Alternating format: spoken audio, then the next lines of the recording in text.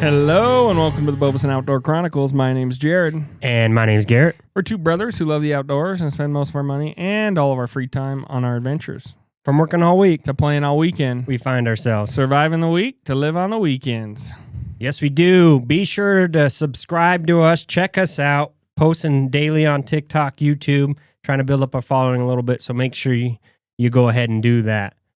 Jared, what's been new with you? Not much. We've kind of taken a little break. Life's got a little busy, but not much is different. But Nothing new at all, huh? no, nothing new at all. Yeah. Maybe a new hobby. Yeah. And you've had oodles of free time. Lots of free time. Yep. Look at that. Hey, little guy. So for you guys just listening to audio, Jared is holding a baby. Mm-hmm. The old lady popped and Dropped a big old deuce. I mean, baby. She didn't poop. Yeah, but no baby face on camera, so you can see the beautiful back of his head. So pretty. All right, go back to mom. now, since you couldn't see his face, I'm just going to describe the baby's face to our listeners. I just got told watch it by mother hen. My baby. It looks like Jared, I will say. I don't think it looks like me at all. He's got like the scrunched In up fact, crabby face. I got off the phone today with the paternity test people. Oh, yeah. So we'll see. And what was the results? Mm. Haven't got them yet. Haven't got them yet. Just filed the test. Yep, filed the test. So All right. So new major life event for you. We've been a Yes. little behind on maybe our posting schedule just because sometimes life gets in the way. life gets in the way. And this is not paying for my bills yet, so it's kind of first on the chopping block. Got a little backburnered. Yep. I Yep. say you get a nanny podcast full time. It'd be just more bills. Doesn't work like that. No. So what are we going to cover today? Well, we're going to talk about CWD today. CWD. Yeah, and I want to take a... What's that channel on that Supernatural used to be on? The CW? The CW. Okay. So we're not talking about that. No, CWD. CWD, chronic wasting disease. Yep. So how are we going to cover it compared to everyone else who's covered it? A lot of people have covered it. Yeah. And my biggest gripe and why I wanted to make this episode is they talk about CWD and they don't really talk about what it is. They kind of talk about the effects, but I think that's not a moot point, but I think it's not as educating because you're left with all these questions. Or if you understood prion diseases more, I believe you would Have a better understanding. have a better and be able to apply logic from other prion diseases we have to CWD instead of all this there's people that deny CWD exists. Right. And so we'll get into a little bit of that, but that's what I want to talk about today. Okay. With that, I mean, there's a huge distrust ever since COVID incident. There's Mhm. been a huge distrust in kind of people's opinion of how deadly is a disease actually. What is it? Just government overreach. Well, and I want to get into that quite a bit, Okay. actually. But first, we want to do a little segment here. Alrighty. And it's new, coming to you guys, Montana slang. So Garrett's going to kick it off. Whoa, whoa, whoa, whoa, whoa, whoa, whoa. This is the Montana slang section I love of it. Bovis and I Outdoor love it. Chronicles. Montana slang word of the day is clanger. Clanger. What's the definition of clanger? I'm supposed to ask you the definition. Oh, okay. What's the definition of clanger? Shooter buck. Big Shooter buck. buck. So it's the type of buck you see that when you see it, that little bell in your head rings.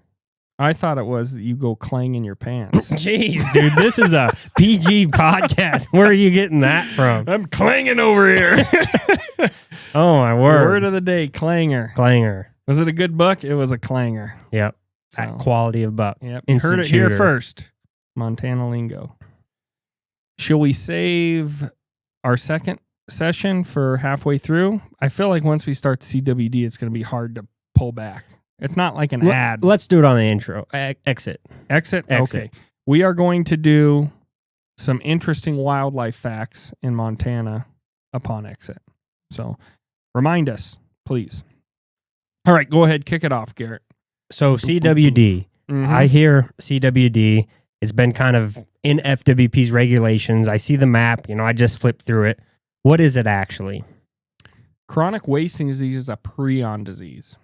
And you know this. You're not asking me. I did some research. You have some research. Yours is more memorized. I didn't have time to memorize mine, so I got lists. But it's a prion disease, which is basically a misfolded protein that gets into your brain and your spinal cord and actually causes neurons to die. And that's what they're talking about. Causes basically holes in your brain if you slice that brain so thin. It's technically, what is the full transmissible? That's what I'm looking for. It's a transmissible spongiform encephalopathy. Dang, you must have practiced that. I did, and it's funny, we did Montana slang, and I can pronounce some of those hillbilly words we have. But when it comes to this, I've got some notes here with like pronunciations written out, so I can hopefully hit them. But I will mess up on them. So just a disclaimer to our listeners is like, we didn't know what it is, so we researched it. Yes. Right. It's not like we're scientists in a lab, but no. We're two average guys. We looked into it, and this is our thoughts of it, of how we believe it functions and how we think it's on the landscape. Yeah, so I kind of want to start off. Let's talk about CWD as it sits. And then my different take is I actually want to just educate our viewers on prion disease. And then take that discussion and circle back around to CWD and apply it and use kind of logic to think through CWD and why things are the way they are. All right. So the first thing you brought up, which is very interesting, is COVID and CWD. I listened, one of the research things I did is I listened to that Meat Eater podcast. I don't know what it was called, something about CWD, but he had two biologists from, I think, Arkansas on talking about CWD, and they did a good job. But again, I think it was very CWD, like wildlife research based, and not just like, we know what prion diseases are. Like, they didn't really talk about that much. And so that's why we're here. But one point they make, and I'd like to make here, is that COVID kind of put us in this realm where what's true, what's not. Right.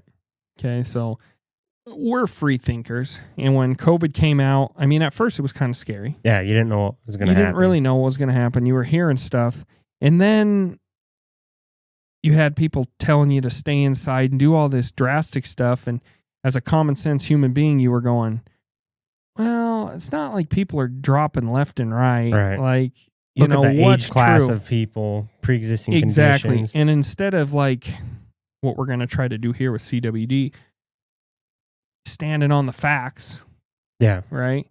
They doubled down on the misinformation, right? And the government, people lost a lot of trust in the government because of this. Yep. Exactly. And this isn't the first time government's done stuff like this. Mm-hmm. In fact, you've heard of Mad Cow. Right. When Mad Cow first started showing up, and we'll get into where it came from, and you can ask me questions, and we'll talk about that. But basically, the UK government covered it up because they didn't think it would affect humans.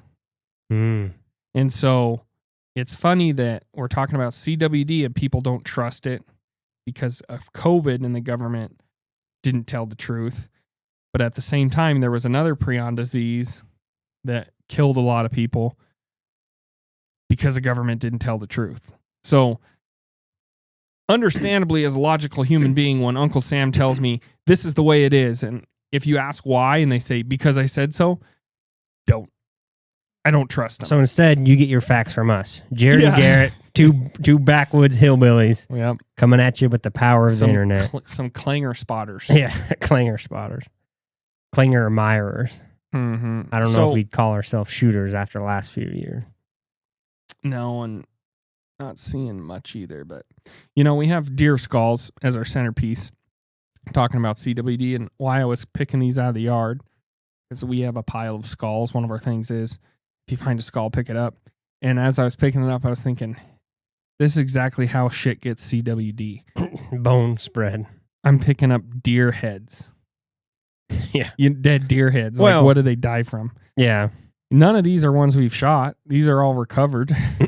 Right. So, yeah, this one you could probably say was shot because the horns are cut off. Someone just cut the horns off. But this one, and did I mess up your good? There it It's goes. good. And that other horn there, those are just pieces we found. So let's get into it. Yep. No more BS. Prion. What is a prion? Prion. It's a misfolded protein. Misfolded prion protein. So when people say prion disease, it doesn't mean the bad folded prion. Your body's full of prion proteins. Right. The prion diseases come from a misfolded PRP is the protein. Misfolded PRP protein. Okay. And it's very interesting because when I started looking at this, I was like, oh, there's other prion diseases. What exactly is this? Well, it's a misfolded protein. And then the first thing I asked myself was, is mad cow? Well, first let's list some prion diseases. Okay. Kind of the main ones. There's not a ton of them, but there's some I'm not going to talk about. I think I mentioned them. We'll probably mention them at the end. But the main ones that people know, let's CWD. Yep. Mad cow. And mad cow in humans is CJD or Creutzfeldt-Jakob Disease, CJD. And there's multiple types of it. So you can get CJD from mad cow. However, it's variant CJD. There's like genetic CJD and spontaneous CJD. So you can just like get it. Interesting. Right? And then there's Kuru, which was in New Guinea with cannibals. Oh, Right? okay. And there's Scrapie. Scrappy. Scrapie. I think it's called Scrapie. I think it's Scrappy. I don't know. I don't But know either. Scrappy's I like, heard it was called Scrapie or Scrappie, but the reason it got its name is because sheep like to scratch themselves, scrape themselves on things. I heard it was Scrappy because that was the name of the villain in the Scooby-Doo movie. Well, he wasn't a villain in the animated series. That's true. And Scrappy was around before Scooby-Doo. So when did Scrappy show up? I don't have that fact, but I think it was a long time ago. We've known about Scrappy for a long time. It's been in sheep. Like 1700s. Yeah, like hundreds of years. Been Yep. around. So was that the first like diagnose prion condition or disease? I don't know. I think so. I think it's the first time we've really interacted with it. I've formed a theory after researching this and looking at similarities, similar to like Darwin. Right now, evolution's not 100% like foolproof, right? There's a lot of assumptions. So I make some assumptions in my hypothesis here, but I think Scrapie is one. I think CJS is one. And CJD. And Okay. I think those are the two main ones that have come from each other. And it's all okay, so it's all the same protein. How is it? It's all the same protein, but it's adapted or folded differently to affect different species. How does that work? Yes. So let's talk about prions and prion diseases. It's this PRP protein that's misfolded. And every mammal has prion proteins. I think there's a mink. There's a mink prion disease as well. That's in mink. Interesting. Right? So basically, your cells have prion proteins. And here's the fantastic part. We don't know to this day what the fuck prion proteins really do in the cells.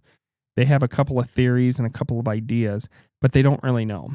And another thing is I think people think of prions, we talk about it as a disease. They call them pathogens. Well, I looked up pathogens. Pathogens are bacterial, viral, microorganism that infect you, and replicate and all this. Prions Don't fit that then. don't fit that. Okay. And they don't replicate themselves in a sense. Okay. So what you have is you ingest some way a prion protein. And I'm not talking about the spontaneous CJD or the hereditary CJD. Okay. So you ingest or get rub butts or lick tongues or something. I don't know what you're into. I was just talking about CWD. You Oh. ever seen does rub butts? No? No. Just me? Just you on your internet searches. Yeah. Whoa. Anyways, now I lost my spot. But anyways, you get this misfolded protein. And I don't think of it as like a pathogen or a bacteria that's like curable. I look at it as like a mess up in code almost. If you think about biology, compare that to like computer coding. You're like, it's a glitch in the code. In my head, that's how I think Okay. about it. It's in the same sense, this might not be politically correct, but like mentally retarded people, Oh my word. they don't have a disease. They're missing part of their code. Okay. Their genetic code, Yeah. right? Where these PRP things, the PRP protein is tied to genetics, but the misfolded protein is not a gene missing a chromosome type thing. It's like a bug in your code. Yeah, so they call it a prion disease, but to me it's like it's not an infection. It's not okay. Your body gets this mess up of code, and then it like sits there, and it spins. Kind of like this is really nerdy, but if you have like MATLAB or MathCAD, you can type in a math equation that you can't solve, and it'll crash the computer because it'll just keep. And that's basically what's happening on the biological level. Yeah, so you have, I wish I had some diagrams here, but let's say this is the normal protein, okay, my flat hand, and then you ingest a misfolded one. What happens in the body is when these come in contact, it takes your normal proteins and misfolds them. So now you have two, and they touch other ones, right? And we can really go in, there's some cool videos on YouTube that will really show you guys visually what's going on. But basically you'll have immune cells in your body. That's why in all these PRP cases or prion disease cases, you have evidence, or you have prions, the misfolded prions in your lymph nodes, in your lymph system, because you have immune cells in your lymphatic system, in your lymph nodes and everything that will grab onto these misfolded proteins. And guess what happens all the time in your body? Proteins misfold. All right. Interesting. So it's just this PRP protein, when it misfolds, like sends this air code in your body. Your body, and we'll get into what I think happens. Because again, they don't really know why it kills people. They know it does, but like the mechanics behind it, they don't know. So this is a lot of we talk about facts, and then we're going to kind of infer or guess what's going on with this. But basically you have all these immune cells in your body that'll go grab these proteins, okay, that are misfolded. And they've dealt with misfolded proteins before, and they have a way of like cutting up the misfolded proteins back into amino acids and then using those amino acids to rebuild other proteins. And that's normally how it functions in your body, right? Mm-hmm. Like you have your your proteins, Mm-hmm. and then it's cutting amino acids, building block. Your body kind of recycles. But with the misfolded ones, they can't do that. There's something where On these PRP ones, they're not pulling them apart. So I think there's two ways they do it. I don't know the biological terms. I read them. I didn't memorize them. But there's one way they basically try to dissolve them in an acid and kind of break them down that way. And then there's another way where it's like they cut them into amino acids to reuse them. Well, it doesn't work. So then you get these immune cells that are full of these misfolded PRP proteins, right? And I think the acronym for it is PRPSC for Scrapie, this misfolded protein. And so all of a sudden you have the cell that's full of these, and it could just be one really to start with. That's all you need. And then that cell, though, has PRP proteins in it. So the longer that cell's holding it and can't break it down, it might interact with another PRP protein in that cell, and now you have two in that cell, right? And all of a sudden that cell gets full of them and bumps other cells, and all right. So going back to CWD, I know a lot of the contention around it is like, well, how long does it take to kill the animal? You know, it's not like some of these hemorrhagic diseases, blue tongue, is it EHD is the other one, that you get it, they fucking die. And then And it's that easy wave to is see, over. yeah. It's easy to see and it's over. Well, CWD is very much longer lasting. So is CJD, right? Right. In humans, mad cow in humans. Okay, mad cow in cows, Scrapie in sheep. All of these prion diseases, except Kuru, except the genetic ones or the spontaneous ones. Because the spontaneous ones, I don't know if it happens in your brain, but there's no clinical, or there's no like dormant phase. Like when you have the spontaneous, it's all of a sudden like you have a few months to live. Oh, Your wow. brain's just going to rot. But if you get it, through eating bad cow meat, or your cow gets it through eating bone marrow, or your sheep gets it from eating bad grass that has Scrapie in it, or your deer gets it, there's a long incubation period, because what's happening is you uptake these proteins, misfolded proteins, Okay. and they have to multiply enough, and they fill your body. Okay. And some of them, depending on which variant of this folded protein you have, they act a little different. But the process is still kind of the same, where they kind of fill your body and then eventually make it to your brain. So if you were to take mad cow and inject it straight in a cow's brain, it would be alive for a few weeks, is usually what it is. Okay. As soon as you show clinical signs of this degenerative prion disease, it's a couple weeks you usually die, maybe a few months on some of them. Okay. But you can have that prion in your body. You can be infected for a decade, 2 decades. Sometimes there's documented cases of Kuru, 30 to 50 years you're infected before you show symptoms. You're talking the human disease then there. Kuru, CJD is the same way. Same way in cows is 10 years. Sheep, it's like, I could look through my notes. Sheep, off the top of my head, is like 2 to 7 years before they show signs. So they can be infected that long and spreading it and not dying.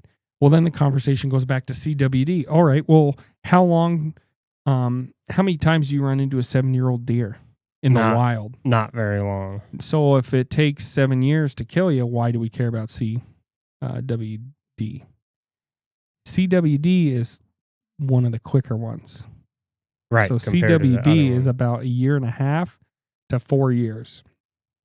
But again, I don't know if I trust those numbers, because all these other cases are domestic animals and humans, so they can really study them and really know about them.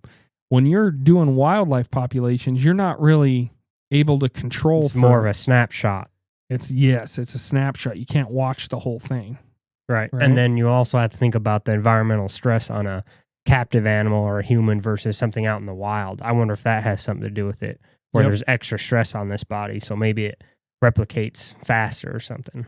But it does. CWD is, as far as how long they carry the disease till when they die, how long they carry the disease before they start showing symptoms. They're all very similar. Once you show symptoms, your ticket's punched. Sentence. It's a death sentence. Well, it is a death sentence when you get infected. But as soon as you start showing symptoms, it's like weeks to a few months and you're done. But you can get infected and live for decades, years. And then I go back to people, CWD, humans can't get it. As we'll talk more, all these prion diseases are for mammals.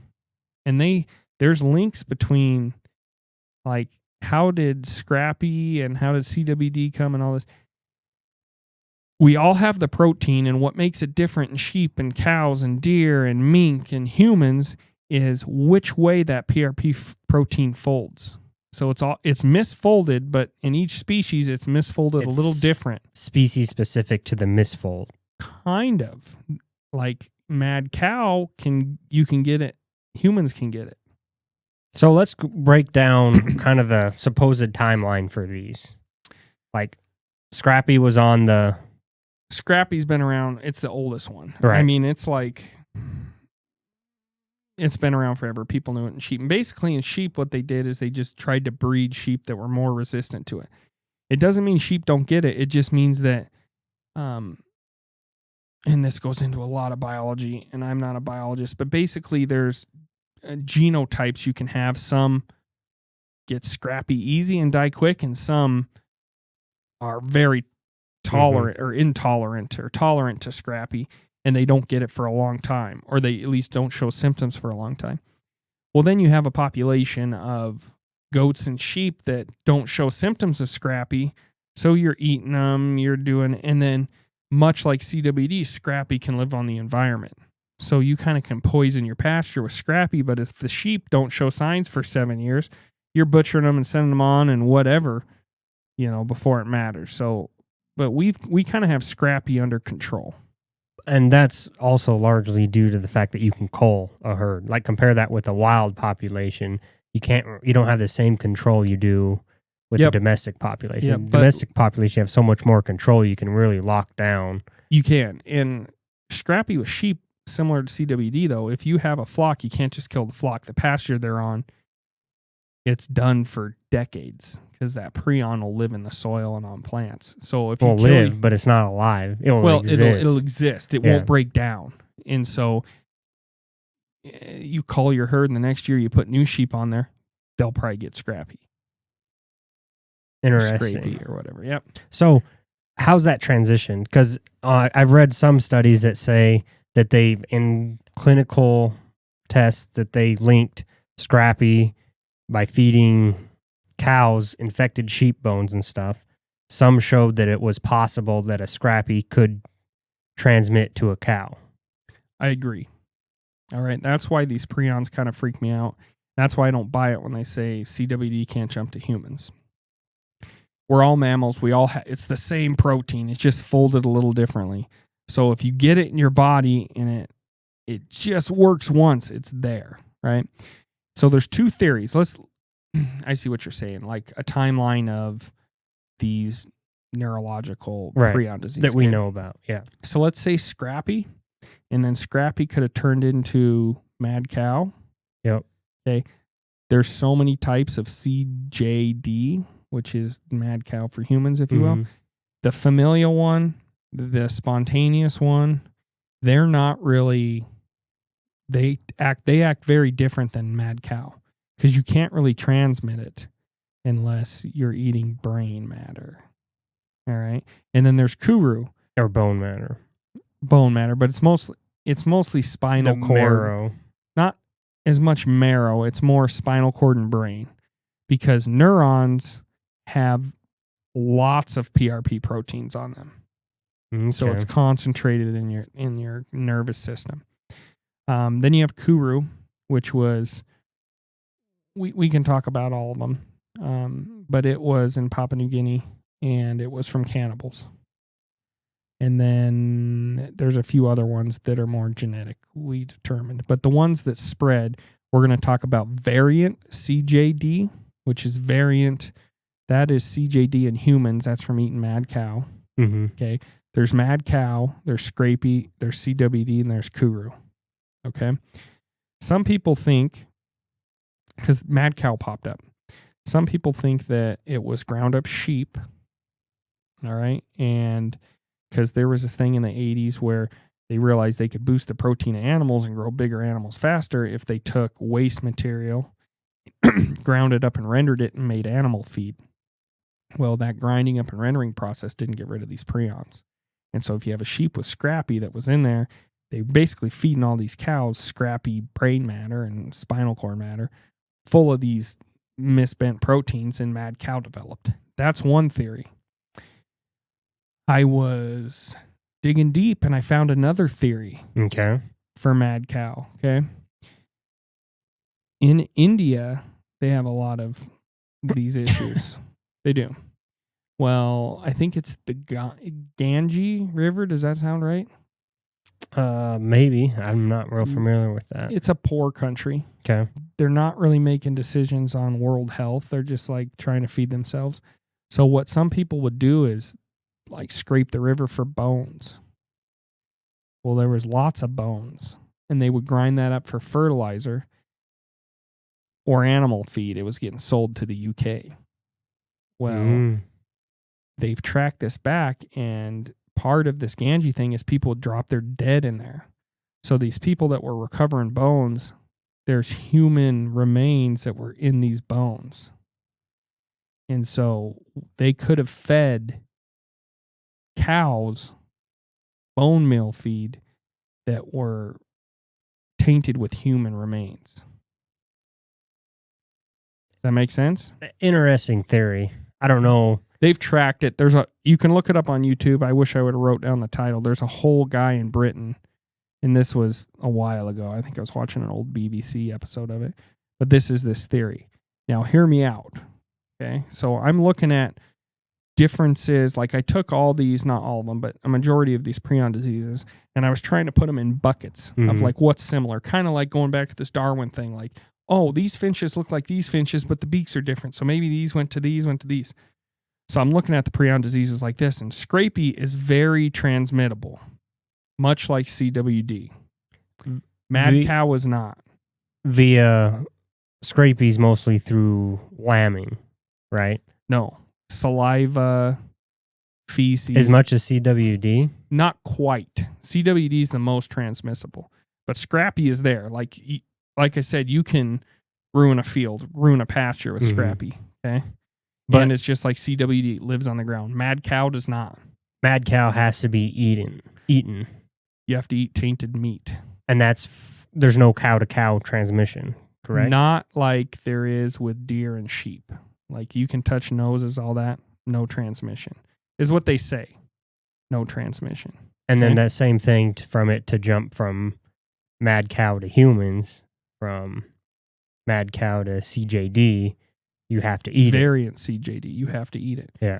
Kuru in New Guinea, they had this cannibalistic practice at funerals. So what happened for Kuru is it's CJD. And someone probably had it familially or spontaneous. And when they died, they eat their brain. That's the practice. Huh? That's the practice. So this village was getting just reinfecting themselves with this PRP, misfolded protein, CJS. They had somebody, CJD, sorry. Why do I keep saying CJS? CJD. And that's really what Kuru was. But what do Kuru, mad cow, and variant CJD have in common that they don't have in common with Scrapie and CWD? It has to be eaten. Yep. So that puts me more on the theory that mad cow didn't come from Scrapie. That mad cow was actually from some sort of bone material from human remains that had familial or spontaneous CJD, and it got fed to cows because you can really only find it in cows in their brain and their spine. And that's what you know. But then how could humans get it so easy? It's almost like cows got it, but it doesn't spread well. It doesn't do great in cows, but it was enough of a vector that humans could get it back from cows instead of thinking that Scrapie is transmittable. It's in your mucus. It's all this stuff. And then you feed it to cows and all of a sudden it's not transmissible in cows, but CJS, Kuru, and mad cow all share the similar properties. You kind of see what I'm saying? I get your theory as far as like transmissibility, but you also think that a prion, or is it prion or prion? Prion would affect species differently, right? Each class of animal uses it differently. And so it's folded differently. Yeah, so a misfold in a cow, it just happens to be not similar to humans misfold. Not as tolerant as Scrapie is in the environment, right? So but what you have to realize is all it would take is one cow, because when that cow was butchered, they were taking its bones and grinding it up and feeding it to a bunch of other cows. So it took one sheep, or it took one chunk of human remains to get mad cow into one cow, and then they were grinding up cow and parts, spreading it, yeah, and not just feeding it to cows. They actually were putting it in hot dogs, and it was a whole thing. Like the UK killed a lot of people, a couple hundred people because of this. And it's hard because in humans, that time from infection to dormancy symptoms period is so long, right? So anyways, that's kind of your theory. I kind of feel like CJS, Mad Cow, Kuru, which is CJD, I keep saying CJS, are all kind of in a camp. And I think Scrapie and CWD are in a camp. And I think Scrapie was first found in the 1960s in Colorado at a game farm with domestic deer. And I think those domestic deer got Scrapie from domestic sheep. And then it got into the wild population. And now it's clear into Scandinavia. I mean, that's your theory, right? Has there been any research done to where trying to infect deer with Scrapie directly? Can. Yep. And you can? Yep. I am. It'd be farther on my list, but yeah. I mean, the common idea is that Scrapie turned into BSE or Mad Cow. Right. Okay. And then Mad Cow went to humans. CJD. But I found this other theory because there's like two camps. There's these prion diseases that are in your mucus. And then there's these prion diseases that are just in your brain tissue, and you have to have brain tissue or tissue to do it, right? So your debate is if that's tied to origin or if that's just tied to the particular way that it folds and the particular way that species handles it. Who knows? But I think CWD definitely came from Scrapie. It didn't come from nowhere. Scrapie's been around forever. Similar to Scrapie. They're very similar. They act and there's a lot of sheep in the Rocky Mountains where CWD kind of started in Colorado, right? Mad Cow was human made. That's all there is to it. These are with Scrapie sheep remains the cows are eating to get it, or like I said, there was some human remains that had CJD, which made Mad Cow, which when humans eat it, gets CJD. You know what I mean? Right. I mean, the origin has to be there. There's some sort of, and maybe it's Scrapie all the way. But what makes me think it's not that is there is spontaneous CJD in humans and familial CJD in humans.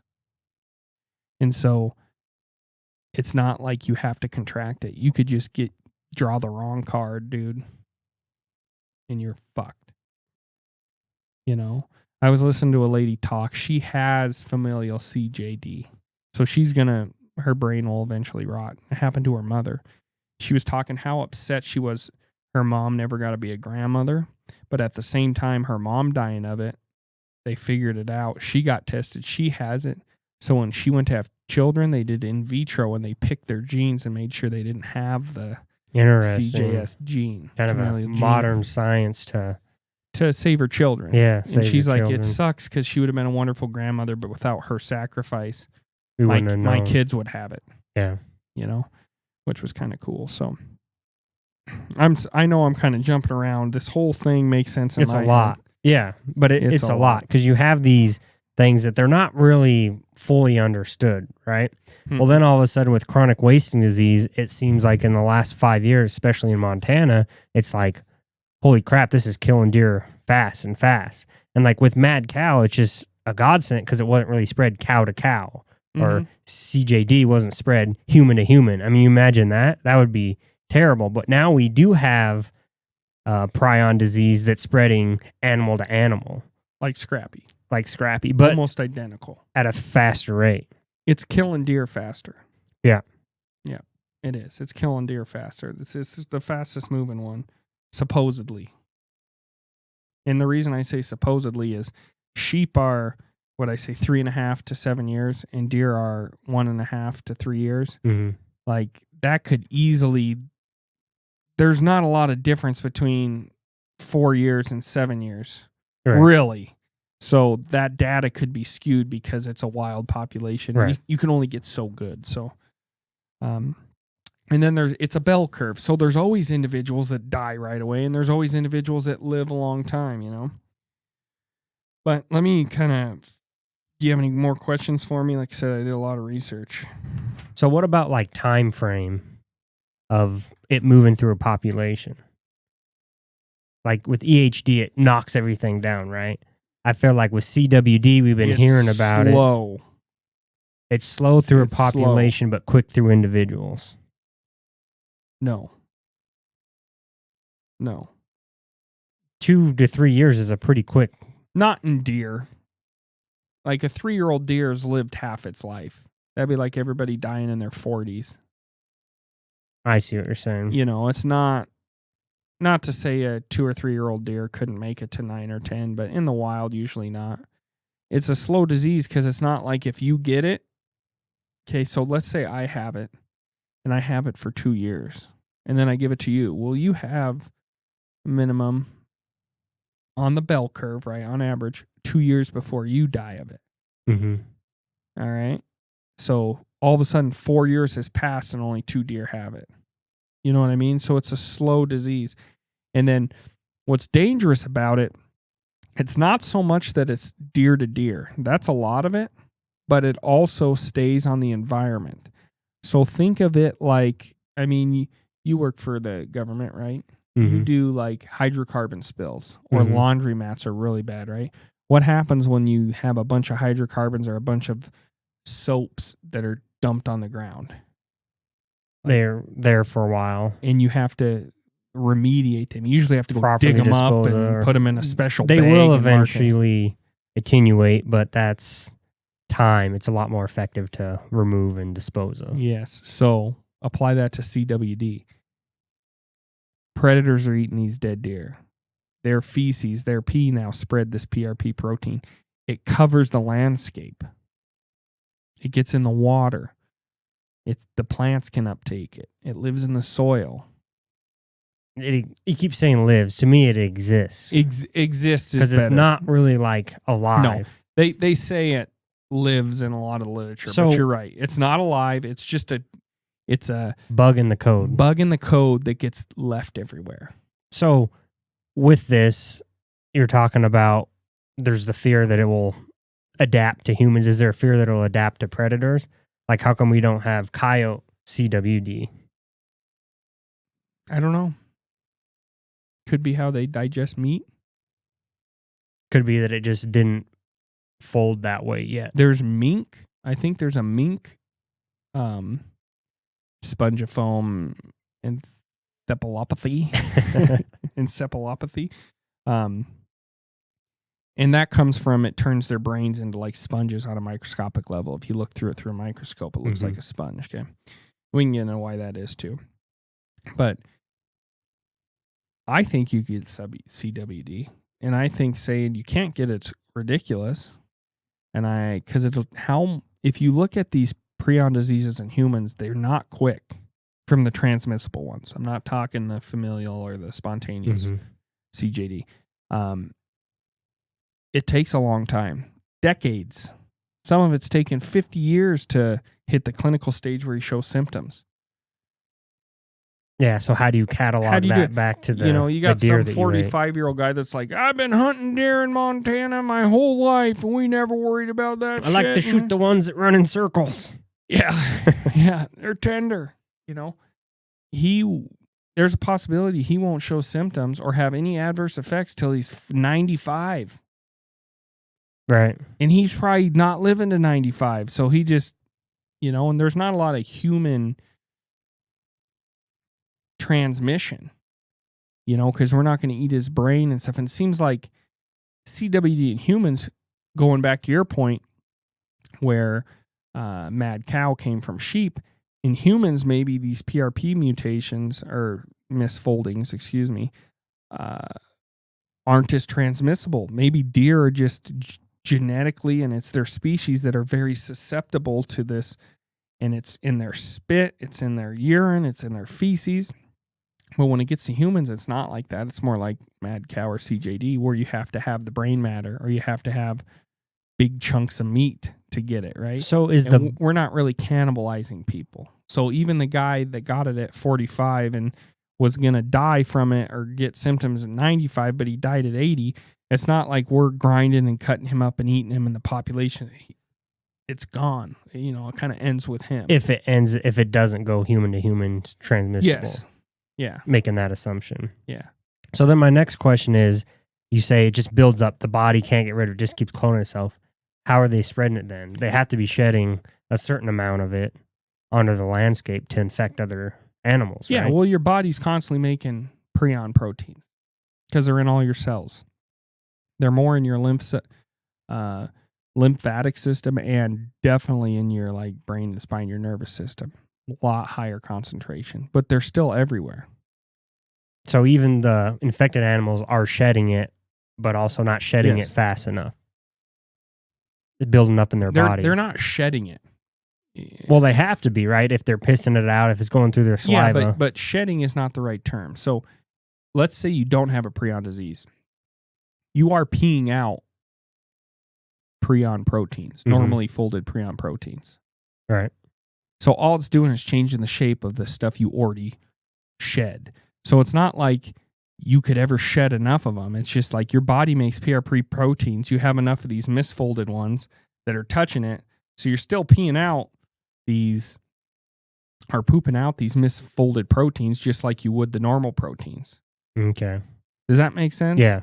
But your body still can't get rid of them. They can't get rid of that bug. So it's still making the misfolded protein faster than it can. Well, it's not making the misfolded protein. Your body would make the normal protein, and then there's so many of the misfolded ones that get changed. Yeah. From what I understand. Again, I'm not a prion expert. PhD, yeah. Exactly.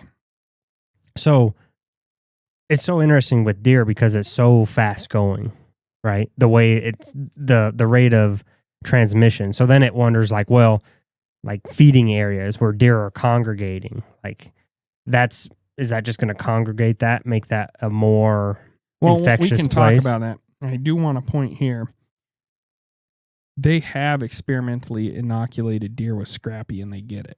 They do. Yes. Does it spread like I don't CWD? know. That's all. It produces a very similar disease. Okay. So, it just takes enough of it to that prion to change just enough to where they can get, and then there it goes. And it could have gone the other way. It could have been less infectious than Scrapie or Scrapie. But anyways, back to your deer congregating. Yeah, anytime deer congregate, you're going to have issues because they're shedding these proteins. They live on the landscape. So if you have a baiting block, and I know people hate this and they say, well, deer are touching noses anyways. It's true. And the thing is, CWD is not something we're going to cure. Like you said, we can't call them all and just bring a new flock in, right? So it's just one less thing that's congregating deer. All right? One less thing. And then when you have like a feed box or a feeder or a salt lick or something, you can pull deer from multiple herds to these resources. Where in nature, let's say there's an acorn or an apple tree. There's only so many acorns or apples to eat on the ground before that's not a food source anymore. But if you have a feeder, it's always there. It's like reliable food all the time, right?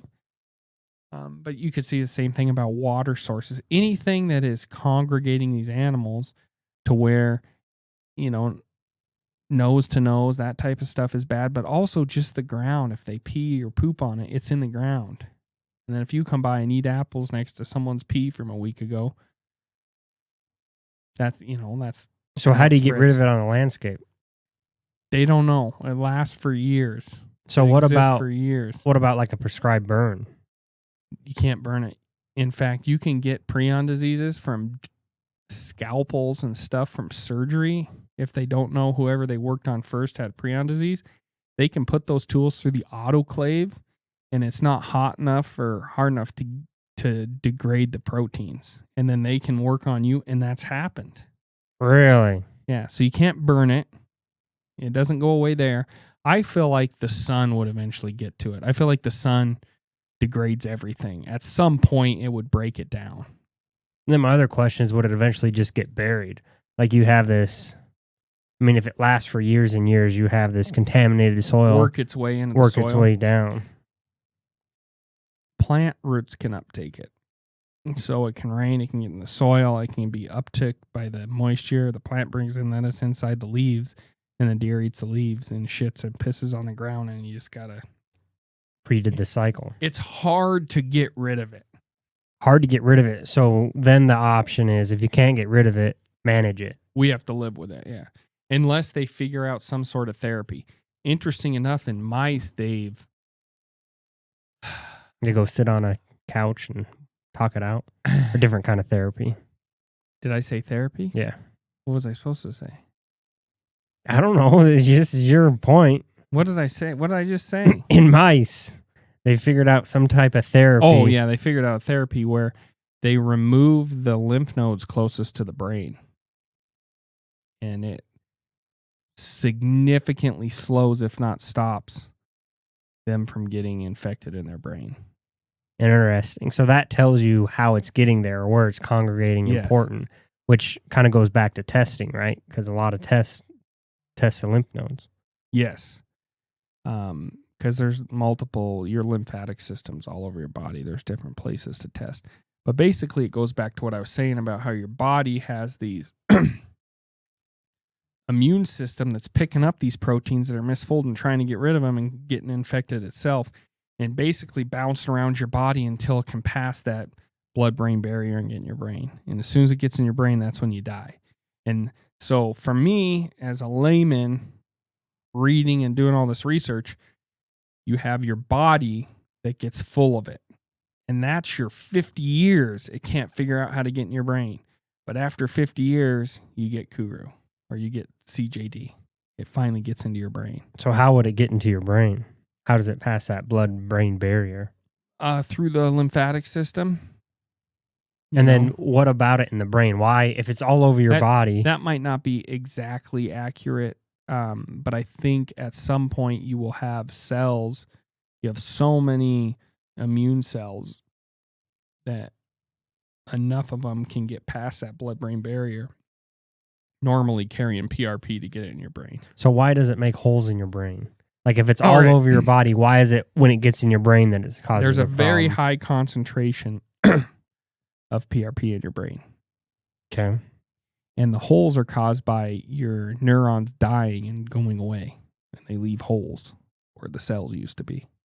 So this is like on a cellular level in the holes. Yeah, it's not like you look at a brain and it's like, it's got a bunch of holes in it. It's on a slide. On a slide. But, I mean, you probably could if it was far enough gone. Because after enough brain cells die, you might be able to see like macro holes when hundreds of thousands of neurons are dead in an area. It might look like a little. So what kills the neurons? Nobody knows. What do you mean nobody knows? I have some theories. All right, let's hear your theories. I got to find them. Make sure we went over all this stuff. Because I got a lot of pages here. I mean, that's a spooky thing. Something that exists, can't get rid of. Similars have been transferred to humans, and all of a sudden it's in a species that's spreading like wildfire. And it's a species that humans are known to consume, which, linking it back to mad cow, that's how you get mad cow, which has been proven, that transmission. So this is what's they don't understand a lot about PRP or what it does as protein. They have ideas. There's theories. There's like copper induction that has to do with like cell-to-cell communication. There's a lot of things. They think this PRP normal protein does a lot of stuff. This misfolded one does not, and it builds up. So some of these notes here that I've highlighted, number one is like, we know it affects the central nervous system. And when you become clinical, that's when you show signs of it. That's when it's in your brain. But you could be full of these misfolded proteins and it doesn't attack your heart, doesn't attack your lungs. Just the brain. Just the brain. But there's a few things that are interesting about the brain, right? Oh man, I got so many notes on this. But basically, your brain cells don't rejuvenate. When a neuron dies, it dies. They don't make more cells. They don't split. There's no mitosis, is that when cells split. But your heart, when it has cells that are worn out or bad, replaces them. Your lungs replace them. So a lot of your body's rejuvenative. So it could be getting this prion issue, but the cell becomes sick. Your body lets it die and it rejuvenates it, but your brain can't do that. Once your neuron dies, there's not one that grows to replace it. Is that a certain age then? Because like there's a lot of neuroplasticity when you're young, right? Like people have gone through head injuries and then their brain rewires itself, but it doesn't grow more neurons. Okay. Right. So the brain doesn't grow more neurons. So your theory is that once it's in the brain, it's just killing neurons and then it doesn't replace. But it's doing this all over your body, but the cells are replaced so it doesn't have that effect. Yeah, because your cells are like, it's misfolded proteins. The cell's not working good. Let's just. And I don't know if there's a way to measure, like, if you have a prion disease before you're clinical and it's in your brain, how much cell rejuvenation you have. If it's like elevated, I don't know if there's chemical levels in your blood they could test for. It'd be a very interesting study to check that. But that's one thing. It's like these misfolded proteins are kind of everywhere in your body. They're concentrated in areas, your lymphatic system, you know. Like mad cow is mostly in the brain and spine, but you can eat mad cow meat and get it. You don't have to eat the brain, right? So when people talk about mad cow and it's like, oh, it's in the brain, it's in the spine. No, it's in the whole animal. All these prion diseases, they're in the whole animal. This is where they're concentrated. Yes. But in CWD and Scrapie, they have concentrations higher in like your spleen, in their other organs that have higher concentrations, not just their brain. That's why it's in their saliva, their spit. Which makes sense for transmittability. Yep. Makes it more transmittable. So you have PRP proteins, but they're very elevated in your brain. All right. Neurons in the brain, spinal cord don't regenerate once they're lost. And then these are kind of some things. So here's a wild theory. Yeah. What about like stem cells? Because there's maybe studies of like stem cells helping people with spinal injuries by rejuvenating some of those cells. Growing, I don't think you could keep up. Not now. Not now. Here's what I'm I don't saying. think your Stem body cells can for keep up. deer. Stem cells for deer. I think we're going to live with it. And honest to God, I believe this. It's kind of like Jurassic Park. Nature finds a way. I think something will come from this where nature corrects itself. I don't think humans are going to stop CWD. It might get so bad that like there's not deer anymore. You know, they're so beat down by CWD to where you can't hunt deer. And we don't want it to get that way. But at some point, because CWD is so slow and it takes so many years, that's a lot of time for an animal species as a whole and kind of geological time to sit with a constant environmental pressure, which is these prions, before one of them mutates. Makes it more resistant. Makes it so it doesn't affect it, makes it so it can survive it.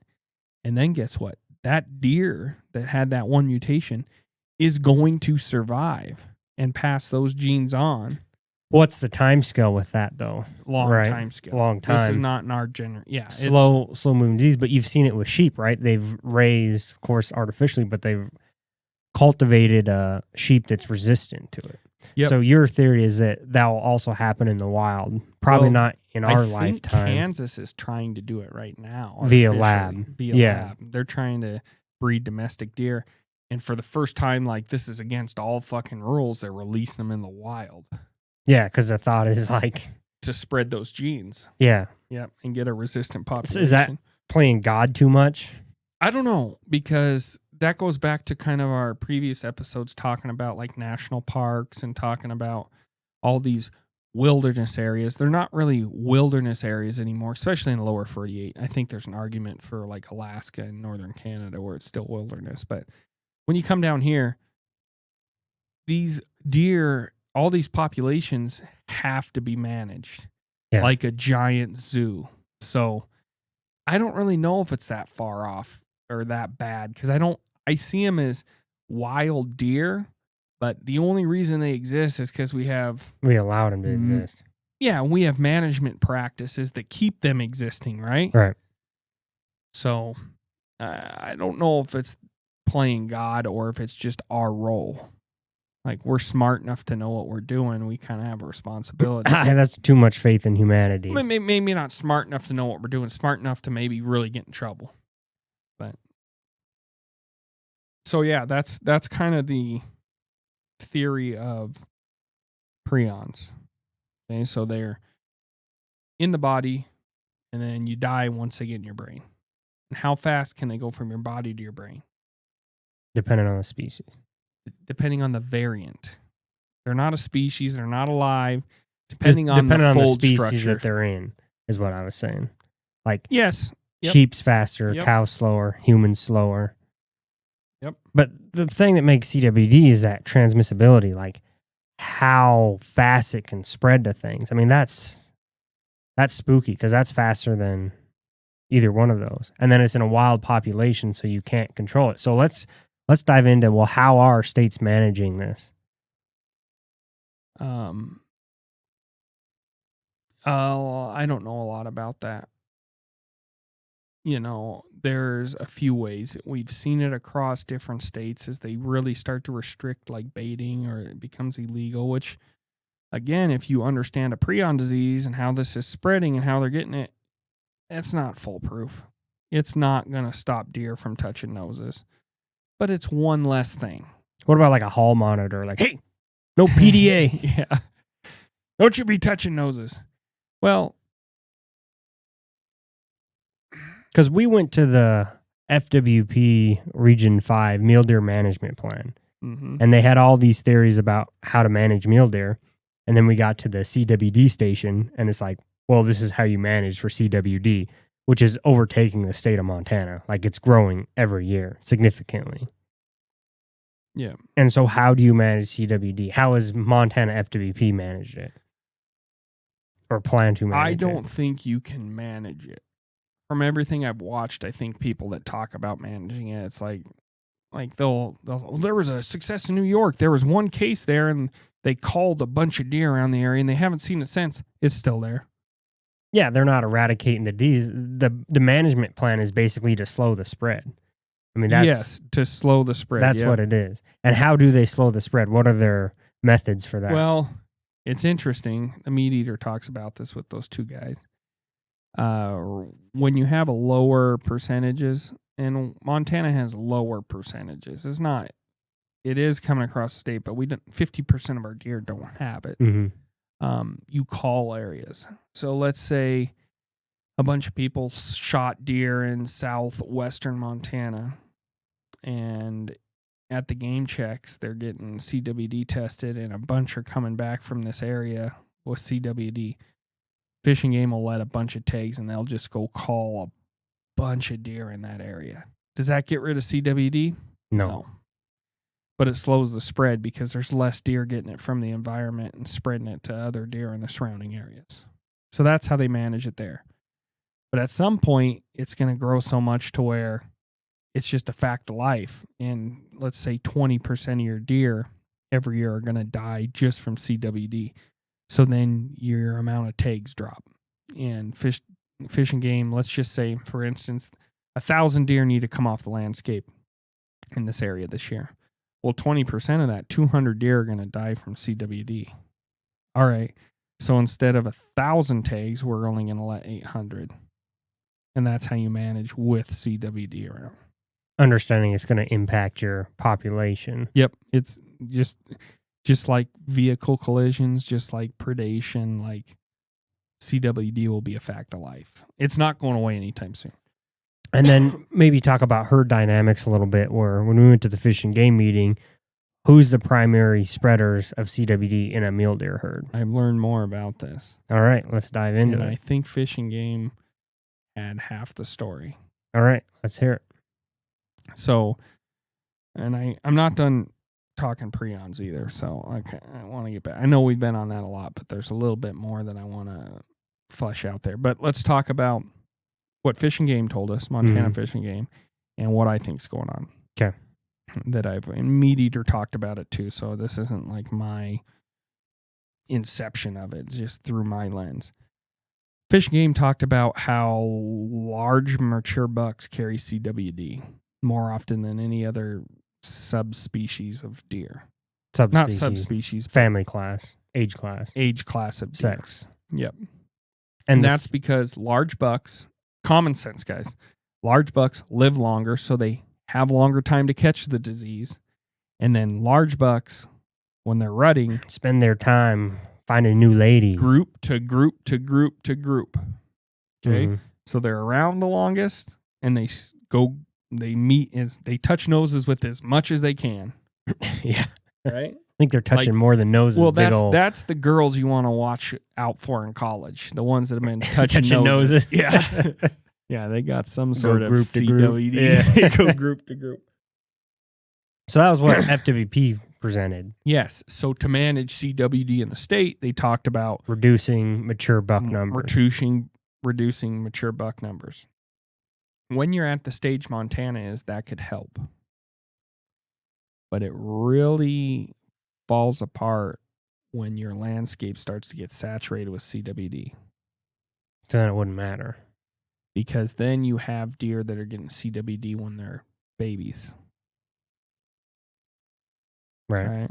And so then killing the big bucks doesn't matter because it's already on the landscape. Yeah. It's already on the landscape. So, like I said, we're going to live with CWD, and if we can stay ahead of it and basically call all the deer, if it's starting to get bad in an area, reduce the deer population to try to keep it from spreading. But it's not a forever solution. No, it's just it's going to get worse. We're holding on. It's to a it losing battle. Yeah, we're just slowing it down. Yep, that's all we're doing. But FWP's approach right now, where we're at in the state, that makes sense. I mean, it's not fully saturated in all her, which sucks. Yeah, it sucks because we went to this thing because mule deer numbers have been suffering. I don't want to blame it on CWD. We don't have it enough. It's not as bad. It's definitely a management problem from Fish and Game that has caused our issue with, and I don't want to blame it on blue tongue, and I'm not blaming it on EHD. It is not that. It is hunter pressure that fucked mule deer on the eastern side of the state. That's a whole other episode. Well, yeah, it's a whole nother episode. But we had this meeting on what to do about mule deer, and a lot of guys were like, no more hunting during the rut. No more this. No more that. We're going to have special areas where you can only shoot bucks of this size, to grow mule deer bucks bigger. And it's like everything those guys wanted went against what you do to manage for CWD. And everything those guys wanted was very short-minded because as soon as CWD's there, the big bucks are gone anyways. Matter. Yeah. Right? So, it's very... It was enlightening to be in that Fish and Game meeting. Gave me a ton of ideas, but it also was disheartening because there was a whole bunch of hunters and outdoorsmen in there that I feel like weren't grasping what the fuck is going on. Yeah, that it's going to change drastically. I mean, you want to manage an area to have more mature deer.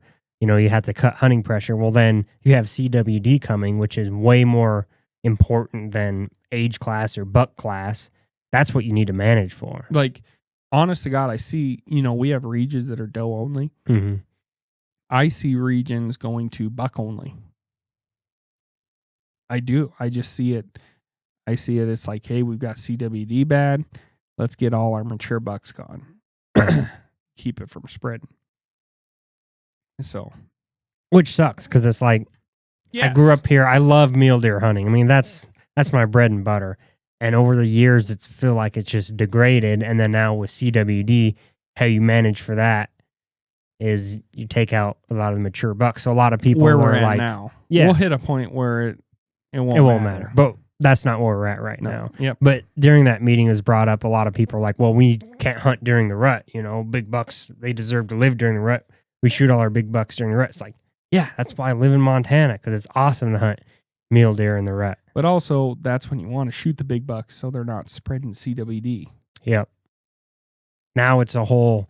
Well, you have to weigh your options, right? Like in my mind, a healthy mule deer population means the lowest prevalence of CWD that you can get. And so that's how you shot to manage I don't your herd. know if I agree with that. What's your statement on it? I think CWD will hit a carrying capacity. And a healthy deer herd will have whatever that is. I don't think CWD will wipe out deer to zero. But like I said, it'll be like 20% of deer deaths are now from CWD. So you manage for that in our zoo that we call the United States, right? Yeah. And so a healthy population might be like, oh, we only have 15% CWD. Maybe, not 20. We have 15%. But in the meantime, don't you want the state agencies to take every steps possible to try to mitigate that spread? I don't know. I don't know at what cost. Because you get to a point where you just kill all the deer. Anyways. Yeah. Like you'd have to call all the deer to get rid of CWD. Here's one deer. It doesn't have CWD. Yeah, and then you're left with what? We can look at deer? No. The success story with CWD is you're going to have to live with it.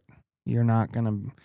There's no way... I mean, if your goal is 0 CWD, then hunting deer is gone. Like that whole heritage, everything's gone. Yeah. All right. I mean, that's a reality of it. It's going to be there. That's what they don't manage. They don't manage deer for CWD. They manage deer for the people. Right. Right. Well, hunting's such a tradition, and people have their ideas for how it's supposed to be. Well, now you have something that's putting pressure on it, and it's like, well, maybe we can't manage it how we previously have. Yeah, we'll have to learn to live with it. Which is a hard thought. And then the other school of thought is CWD's never been documented in humans, so who gives a shit? Like, the deer's not showing symptoms. You shoot a deer, it seems healthy, you eat it. Are you sending off each deer to get tested? I haven't, no. But after doing this research, I might. Really? Yeah. I'm not worried about in the next 5 to 10 years. 15 to 20 years. Start getting a little bit of the shakes. 6 months, you're fucking dead. I got that on Monday morning about... First man died of unknown causes of CJS, or CJD. They'll call it CJD in humans. They won't call it CWD. It won't be a chronic wasting disease because it's the same prion, it's the same protein, and all it needs to do is figure out how to fold in a way that it can fuck with humans. But if it doesn't kill you for 50 years, you're 90, you're going to die of heart disease anyways. I mean, do you live in a box? Are you afraid? No, and there was some studies where so when you inject the prion protein right into brains, that's when you can see if it works. And they've done it in mice, and I think what's that little monkey called? Macabre? Something like that. Maybe? Macaw. That's the bird, isn't it? I don't know. Macaw! Fuck off! But yeah, when they injected CWD into those? Got it.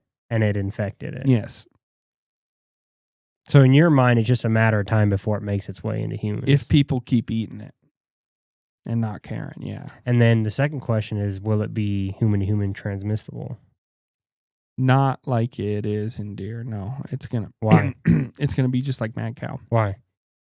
That's how prions work in humans. But it seems like in sheep and in cervids, these prions are faster. Okay, they're easier spread. And you're basing that off of the fact that it took a while for mad cow to develop in humans CJD. Yeah, and the only reason like people got Kuru or CJD was because they were eating human brains. Now, yes, it could go human brain to human brain, but we don't cannibalize people. And also, like, we don't pee on the ground and then eat the grass in the United States. India? Maybe. I mean, that it might spread more there where, like, that's not hygiene is just so bad, Right. But human environmental health services aren't really established. And, it's similar to AIDS, and, like, you could kiss somebody, not with AIDS, but with HIV. You could kiss somebody with HIV and not get HIV. Mm-hmm. But you could have a cold sore, they could have a cold sore, and then you get HIV. So it's like, it's not a cold, it's not a bacteria, it's not a virus, right? It's these misfolded proteins, and how does it get into you enough to start to change your healthy proteins, right? Right. And then, much like HIV and AIDS, you can have HIV for years and not have AIDS and then get AIDS, just like this prion disease. You carry it, you're infected for years, but you don't hit a clinical point till it's in your brain, decades down, and then boom. Okay. So I want to go back to the methods real quick. Okay. What do you mean methods? Of how it kills your brain. Okay. There's one that I think it is, that I think has the best, makes the most sense. You know, it's not just like, that's the way it is type of answer. That's just the way it is. So the first one is toxic protein aggregation. So basically, your neurons have lots of these PRP proteins. When it gets a bad one in, it starts changing them. And they kind of form these clusters around your neurons. And they think these clusters of these misfolded PRP proteins make your neurons sick, and therefore they die. Basically suffocates them.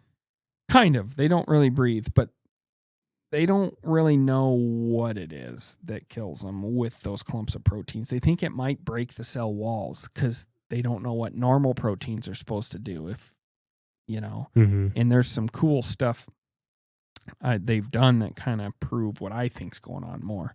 Excuse me. Keep smacking. But the buildup of these bad misfolded proteins on these neurons definitely cause cell issues. What I'm more inclined to think is the second one is called, how do I say it? Microglia. That sounds close to right. Okay. Microglia. Those are your autoimmune cells in your brain. All right.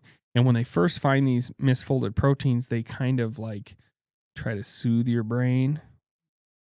But these PRP misfolded proteins are not going anywhere, and there's going to be more. So they hit a point where all of a sudden these immune cells go, oh shit, we have to get rid of these. So they go on attack mode, and they start releasing neurotoxic chemicals to get these away. And the civilian slaughter on the side, or what's it called? When you have casualties that aren't deemed collateral damage. Okay.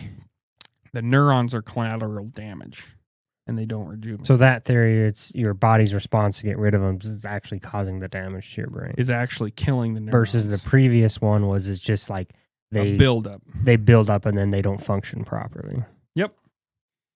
But what they actually think is it's all three of these. So what's the third one? So the third one is the loss of the normal protein. Oh, okay. So now it's not functioning like it should, and the cell gets sick. And basically, in all of these, the cell can get so sick that it goes into, maybe it's written here,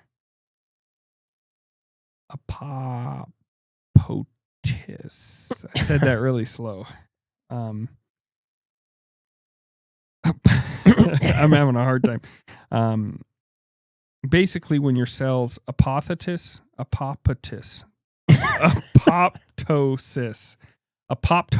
that's it. Apoptosis. That sounds dumb as shit. I can't say that word, but I tried. Basically, your cell is like, hey, I'm sick. I need to die. And it kills itself. Well, when neurons do that, they don't come back. Right? So then you get the loss of this protein because it's not a loss, but it's folded, so it doesn't work like it normally should in the cell. Your cell gets sick and goes, hey, I guess I'm just going to kill myself because I'm not helping the body, right? So they think it's all three. It's clogging it up, not working properly. They do. I think there's some I'm going to read these experiments here. Okay. So they think it's a combination, right? The accumulation alone doesn't tell the whole story. For example, they've done experiments where they've taken PRP accumulates, but the neurons survived. So they have examples of where they've had these misfolded proteins really accumulated and it doesn't kill the neuron. So if that's what was killing the neuron, then so that's why I don't think it's option one. Would it still affect the neuron? And vice versa. They've had it where neurons die and they don't have a buildup of these. It's still a prion disease, but they're not built up a lot. it implies that to kill a neuron, the PRP might need to reach a specific form or location like the cell surface that triggers this toxic event. They've also realized that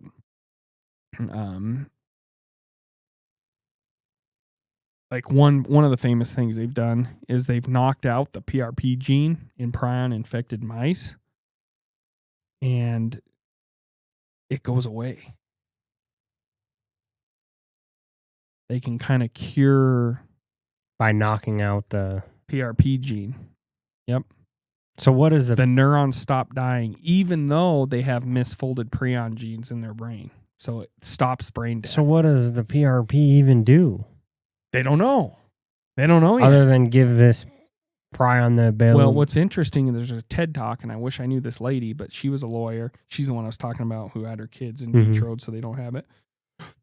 Her and her husband are leading a lab, and this is what they're trying to do. They're trying to figure out how to do what they did with mice in humans, and it'll stop the neuron death. Interesting. So can you do that in deer? Maybe someday we'll have like fish and game. Part of being fish and game is they'll go shoot a bunch of deer with these tranks or just the medicine and try to remove this gene so they're okay. Even if they have CWD, they won't die from it. No, but what else does that do? Do we have zombie deer in 2040? I don't know. It's like the appendix. But it also shows that like maybe the combination of these misfolded ones and the normal ones cause some kind of toxic reaction. So if you move the good ones, there's no reaction that happens. It's just kind of interesting of how that works.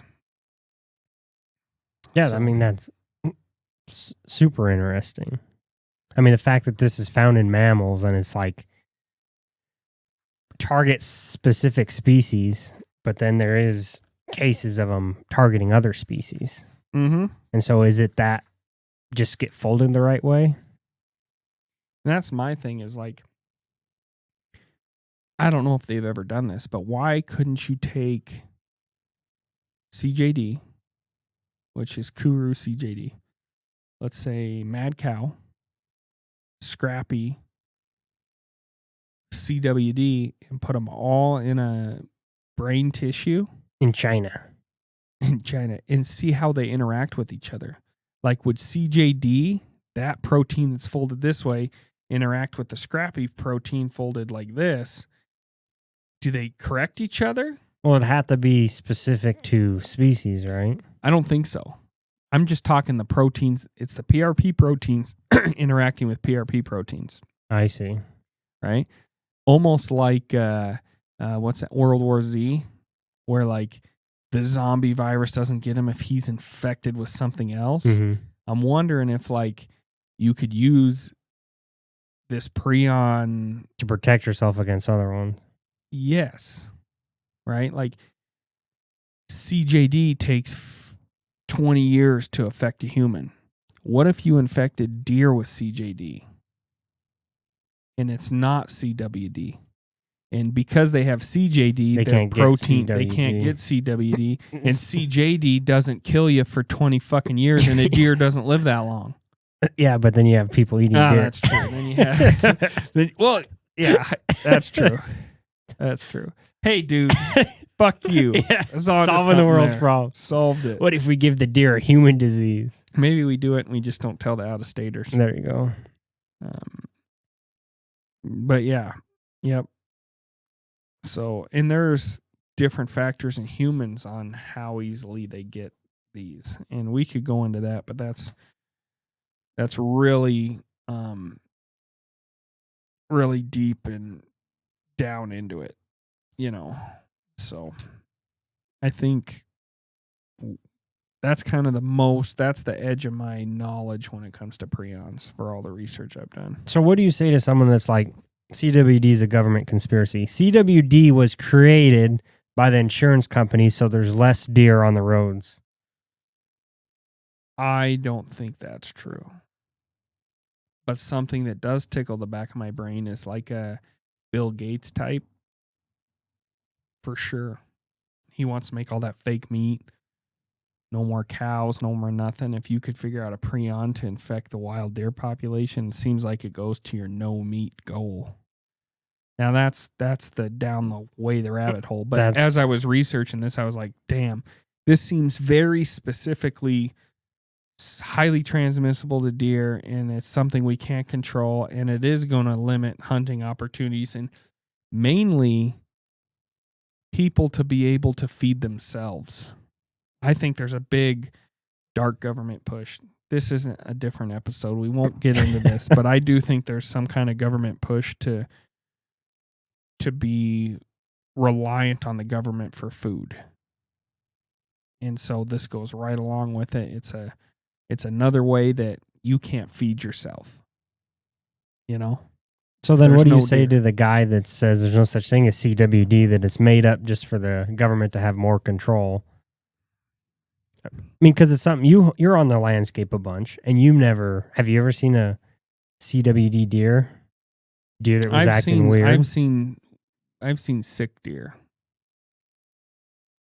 but not to the point where I'm like, that's CWD. And even a lot of the videos that are like CWD deer, and he's like blind in one eye and running circles, probably not CWD.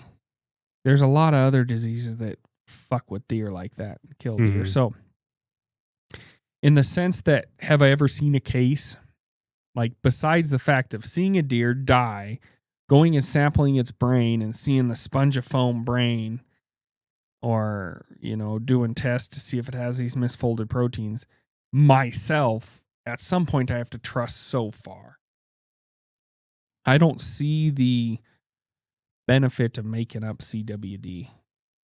I don't see, like, COVID was a power grab for sure. Stay in your house. You have to listen to us. Shutting down your business. Shut down businesses. I don't see the benefit of. I don't see. I see it as a way to control your food. But I mean, mad cow was real. I guess someone that, just like people who deny the moon landing, like my wife, which I'm more and more on the fence in that camp. But how far do you want to take it? There's 9/11 deniers, there's Holocaust deniers. Like, if someone truly doesn't believe, I don't know if I have enough evidence to convince them, other than what I've read and learned. And you're trusting that, like, that your studies are. Yes. But you look at that with like a common sense mind. Like, then going back to the COVID discussion, freaky when it first came, well, then studies started coming out, and if you paid attention to those, you're like, well, it's really not that bad of disease. So there has to be a little bit of trust. You can't just deny everything. Yes, and CWD makes me upset because of the incubation period, or the infected period but not showing signs. It's not long enough. If it was 7 to 10 years in deer, who gives a shit about it? Other than it could jump the barrier to humans. If it could jump the barrier to humans. But if that was the case where CWD was killing deer in 7 to 10 years, you wouldn't hear about CWD. Because no one would really know. Oh, he died of old age. Oh, he was fucked up. Yeah, he had some sort of infection. And then 50 years down the road, it'll be like, there's a guy in Montana who developed Prion disease, and they're not sure where it comes from. Oh, we traced it back in his freezer. He had some deer meat that was full of these misfolded prion proteins. Oh, okay. So deer carry this. All of a sudden, they're testing deer, and they're like, holy shit, the state is 90% of the deer in the state have CWD. But no one knew because it doesn't kill deer for 7 years, right? And you won't find out for what I think 30 years in humans, But the reality is it kills deer fast. We're aware of it. Yep. And right now it's just managing the spread, but understanding the fact that eventually that's just going to be something that's in your management plan. Inevitably, unless some sort of mutation comes up or... Yeah, but even mutations in populations take years. Yeah, but I mean, without the mutation, there's no coming back from it. But with a mutation, there's hope. Or with some sort of therapy, there's hope. What if they found out like vinegar straightens out those proteins? Yeah, vinegar. You know, this is a stupid example, but right. Unless that actually works, in which Patented. case I want paid for it. Have you tried vinegar? What about hot Exactly. sauce? So it just makes you wonder. Yeah. You know, but I don't. It makes me think about what I eat on a deer. Like the other week, we harvested antelope tongues to make a video and try them. I don't think I'll ever harvest a deer tongue unless I'm getting it tested for CWD. Like I would stay away from the bones. I'd stay away from the head. But it's really throughout the deer. Bucco. I don't take the bone usually. I just carve it off the bone, you know. So yeah, antelope are my favorite animal, and CWD really cemented that in, you know. But you know, I don't know. Maybe Scrapie could jump to goats. I just don't know. So it's kind of weird the way of the world, because at one point you didn't have any information. And now all of a sudden you have the internet, so now you have so much information. It's hard to choose what's real or not. I think if you have common sense, which is hard because it's not so common. It's not so common.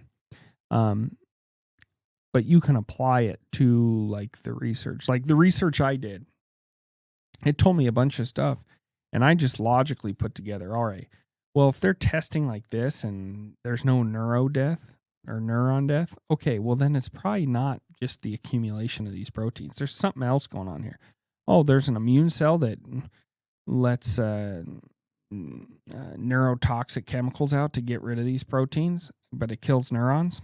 That kind of sounds like some sort of autoimmune reaction that's killing the brain, right? Killing these neurons. So things like that are how it's pretty easy. Not saying it's 100%, but you could really see how Scrapie jumped to deer and became CWD, right? The sheep and the captive deer were there in the location where it came from. And they've put Scrapie in deer brains, and it's infected deer. Very similar to CWD symptoms. So it's like, it's there. Okay. And then you look at the bovine stuff. Was it Scrapie from sheep? Was it CJD from humans? Who knows? But you can't get Scrapie from eating scrappy sheep. Can't get CWD from eating deer, but you can get mad cow because humans are so closely related to cows over deer or sheep. I don't know. It seems like, and then so that puts my things up. Well, maybe it wasn't sheep that infected the cows. Maybe it was a human, some sort of human bone remains that made it up there with these prions that don't get dissolved or broken up easily. So you could have bones, spine bones or whatever that are in the bottom of a river for a month or a year, and they dredge them up to grind them to make fertilizer or animal feed or whatever they're selling out of India. In some farmer in the UK where Mad Cow started, found a place where he could get protein-rich food, not really caring or maybe being ignorant to where it actually is from. And all it takes, it's like every zombie movie ever, the first guy bitten. Yeah. Start somewhere. Yeah, it's got to start somewhere. So, because Mad Cow's gone now. Not gone, but it's not like it doesn't stay in the environment like Scrapie or CWD. Really? Yeah. And you can get, so they call it CJD in humans, right? Well, CJD is not, you can't get it. It's like spontaneous. You just, or. What do you mean you can't, you just said you can't get it, but it's spontaneous. Like you can't get it from another person. I see. Transmission wise. Unless you eat their brain. That sounds like a zombie movie. Yes. Sounds like a So, zombie flick. well, that's why all those movies, like people who are eating humans have the shakes. That's to emulate prion disease from eating humans. Hmm. And that's where we learned you don't feed animals back to the same animals. This whole mad cow thing. Yeah. But to me, it makes more sense that CJS. So remember, mad cow. CJD. CJD. Remember, mad cow they call variant CJD. It's not CJD. Variant CJD. And there's spontaneous CJD where your body just like all of a sudden it folds it wrong and you're fucked. You're dead. Or you have familial where you have the right genes to where you'll have it, right? Mm-hmm. How hard is it to believe in each one of those, spontaneous or familial? I could get it if I were to eat your bone or your meat or whatever, right? I could get that misfolded protein and that miscode could start doing this thing in my body. So how far is it a jump to say that didn't make it into cows and it doesn't affect cows like Scrapie affects sheep? It affects cows much more similar to how it affects humans. Yeah. See what I mean? It seems like it's just CJD in cows. So that's why this theory of these human remains in the UK in animal feed, right? And then as soon as it was in cows, they were feeding more cow recycled stuff to cows for so cycle started. Well, it started, but it also just went back to humans. Like, why can we not get Scrapie, but you can get mad cow? To me, it's because mad cow is really just CJD. It from could humans. be, but it could just be the way it's folded. It could just be the way it's folded. It could be that Scrapie had an easier time going from sheep to cows to us and not just from sheep to us. Mm-hmm. It could be. So that's where I'm speculating. But that's my theory. I don't think Scrapie and mad cow are related. I think I'm 99% sure Scrapie and CWD, that's where it came from with Scrapie. But I think mad cow came from CJD. From contaminated human remains. Yep. From India. The theory is it's from India because they did this whole bone thing. And this happened in the 80s. And the UK government tried to cover it up so it wouldn't collapse their agriculture. It was tried to cover up mad cow. Yes. They knew it was happening in cows and they thought, oh, it's like Scrapie. Humans can't get Scrapie. We don't need to tell anyone about it. And then they actually did commercials and propaganda about how beef was safe to eat. Them British. Yeah. Yeah. But people still die from mad cow. Mm-hmm. You know. But you have so much more control of it versus a wild population. Yeah. But mad cow doesn't spread like CWD. It doesn't get in the earth. It's not in the saliva. It's not in the urine. You have to eat meat. But CWD is more contagious than Scrapie. Because Scrapie's primarily through lambing is when they really saw it. Through the lambing, like through those fluids. That's what really spread it. Versus CWD is like saliva, piss, everything. Scrapie is too. I don't think at the level of CWD was. You're probably right, but also we've bred sheep to be resistant to it now. Right. That's kind of how we got rid of it. Deer haven't had that. Yeah. That selective breeding to slow it down. But Scrapie is in all this stuff. And two, maybe maybe I'm drawing these lines because they don't study enough, but maybe it isn't mad cow does pee it out. It is in their poop because it doesn't logically make sense that it can be all over their body and they're not getting rid of it. You know what I mean? Mm-hmm. And why is it so contagious for sheep and not for mad cow? And why can someone with variant CJD, spontaneous CJD, familial CJD not spread it to other people if they were to kiss you or share fluids or, have sex or whatever? Is it just the frequency of where it occurs? Well, and I just have a hard time thinking that you could poop and your poop wouldn't be full of PRP proteins, misfolded PRP proteins. I just don't see it because your cell dies, Yeah. your body. And then you take a third world country where they don't have good environmental services. Yeah, like someone that has these misfolded PRP and they don't know it for 20, 30 fucking years and they don't wash their hands good. And you get fecal matter from you and you're a carrier of this folded PRP prion and someone else gets your fecal matter in their food or whatever on their hands and they bite their nails, whatever it could be. Like, I feel like, it would spread, but it doesn't seem like it spreads that way. But maybe people aren't, it's such a slow disease, maybe it's not. Dementia. Yeah, and then let's say someone dies of mad cow. Did they die of mad cow because they ate beef 20 years ago? Or did they die of CJD that they got from somebody else's fecal matter that had CJD? Mm-hmm. You know what I mean? Like, yeah, there's you so can't much. really trace it back. And that's the hard part about CWD is there's not a ton of information on it. Even you question FWP or looking online, it's like, well, what about this? And like, well, we think it's this, but we don't really know. And that's why, like, looking at those other prion diseases, you understand how they work, and then you can kind of extrapolate that. And this is my theory for how this works. Yeah.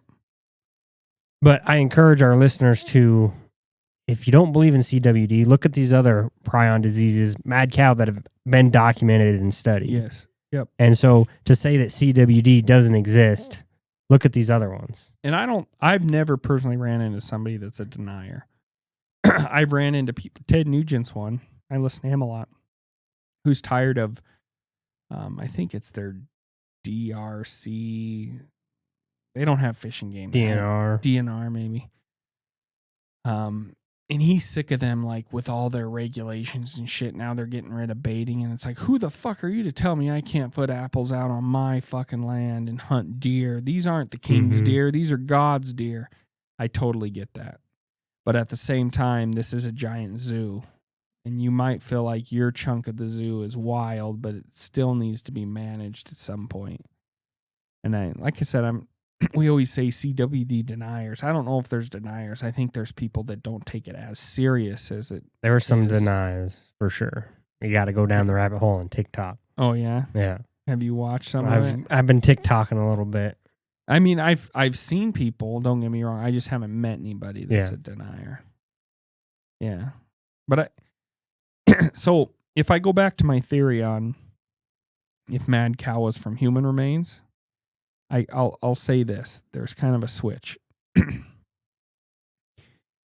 If mad cow came from Scrapie, which they tested, right? Sheep could give cows when injected. These are all mammal prion proteins that it seems like if you inject it right into your brain, it doesn't matter. You get it. They can't do human testing. It's almost like if somebody was terminally ill, they could volunteer to get injected with CWD in their brain. You know, they're dying anyways. Yeah, but terminally ill. Yeah. Well, you would know what killed him. Yeah. You would go, hey, did he start having misfolded proteins in his brain right away? Mm-hmm.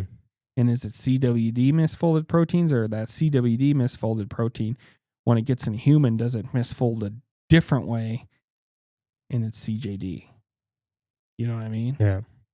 So can you get multiple prion diseases, or is it the same disease, it just shaped different in each species? The folding's different. I don't know. I don't think they know. It's hard. It's not real clear. Yeah. No. There's not really evidence out there. Well, and this prion disease stuff is relatively new. Like, people didn't give a shit about it really until the 80s when people were dying of mad cow. Right. But back to what I'm saying is, if Scrapie turned into mad cow and turned into variant CJD in humans, then it should be contagious. Okay, because what's your theory there?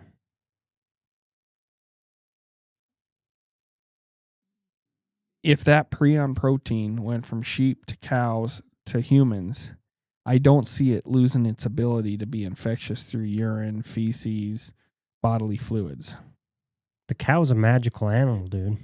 They are mad. They call pigs a magic animal because you get so many different cuts that taste different. But you don't milk a fucking pig. Like, I feel like cows give us so much more. But anyways, now if it can't spread by normal contact, then I would be more on the lines of that mad cow came from human remains. And so you keep this camp of Scrapie prion and its family and its fingers, and then you have CJD and mad cow over here, where they're not connected. They're either connected at mad cow or they're disconnected. Because you have stuff that's infectious prion diseases and you have stuff that's not infectious or not transmittable. But that could just be how that species deal with it. It could be. It totally could be. It's so hard to know. And it's not like a virus where you can do the DNA testing on it. No. There's nothing there. It's just there. It's just a blip in the code. Yep. And it Bug in kills the code. you. Yeah, your body doesn't know what to do with that misfolded protein. It can't get rid of it. It just builds up until it finally gets into your brain, and then your brain rots. And I think your brain rots because your autoimmune cells in your brain try to attack the buildup of proteins, and in doing so, the collateral damages your neurons. And then it turns your brain into a sponge, and you fucking die. And you die within weeks to a few months. Once you're clinical, yeah. Yep. So, does that change your thought shooting a deer this year? No, but I think after this, I might get them tested. I've never worried about it before. We haven't had CWD kind of where we hunt. Mm-hmm. Well, it's kind of everywhere. You know, it's like, right. Is it exactly where we hunt? I don't know. Because it's very hard to track. But I think if I stop by a game check, I'd get them. Normally, I avoid game checks. I kind of know where they are, and it just happens that on my way home, I never make it by them. You're a shady fella. Not that I'm doing illegal stuff. It's just don't like the hassle. I don't like the hassle, but I might, stop at one, and if they'll sample it, I'll get it sampled. But then even peace of mind going to detect, it's not like a swab, right? It takes time. Yep. And then it's detect or not detect. So if this protein's negative and positive, it doesn't mean he doesn't have CWD. It just means what they sampled didn't have enough to make it a positive test. Yeah. Exactly. But you gotta, you could live in a bubble, right? Well, do you want to die in 20 years? Probably not. What does that put you at? 40? Yeah. 50, but 50. So 50 is a little young, but some of these prion diseases are 50 years. Mm-hmm. So it doesn't matter. Because in 50 years, what are you going to be? 70? 80? So that you're kind of like, at 80, do you want to die of a prion disease, or do you want to die of a heart attack? Do you want to die of, you're going to die of something. You don't just die of old age. Like something fails. So if it's a prion disease, you contracted from eating mule deer in Montana growing up, but you're going to live into your 80s anyways. It's like, well, all right. It could be that or heart disease, because I also drank pop and ate fast food, and, there's the gluten. Same thing goes back to the deer. The only thing that sucks about CWD is that it's too quick. If it was, 3 or 4 years longer before they were clinical, I don't think it would matter. Wouldn't be as big a deal. And then the main fear is like with CJD, slow going.